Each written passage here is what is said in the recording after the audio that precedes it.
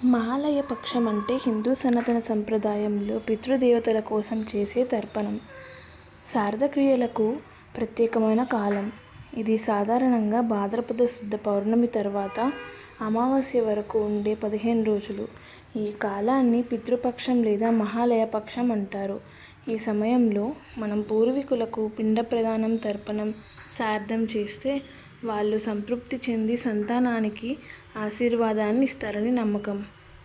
ఆధ్యాత్మిక విశ్వాసం ఏంటంటే ఈ 15 రోజుల్లో పితృదేవతలు భూమికి వచ్చి తమ సంతానం నుండి తర్పణం, దాన ధర్మాలు స్వీకరిస్తారని విశ్వాసం ఉంది.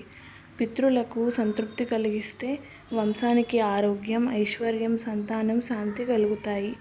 దీని ప్రత్యేకత ఏంటంటే మహాలయ పక్షం చివరి రోజు మహాలయ అమావాస్య అత్యంత ముఖ్యమైనది.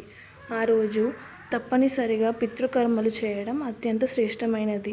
దీని సారాంశం మహాలయ పక్షం అనేది మన పితృదేవతలకు స్మరించి వారికి కృతజ్ఞతలు తెలుపుకునే పుణ్యకాలం. ఈ సందర్భంగా ఇలా ఇవ్వడం ద్వారా పితృదేవతలు వారి తమ పిల్లలకు అనుగ్రహం కలిగించి కోరుకున్న విధంగా మంచి ఫలితాలను ఇస్తారని నమ్మకం.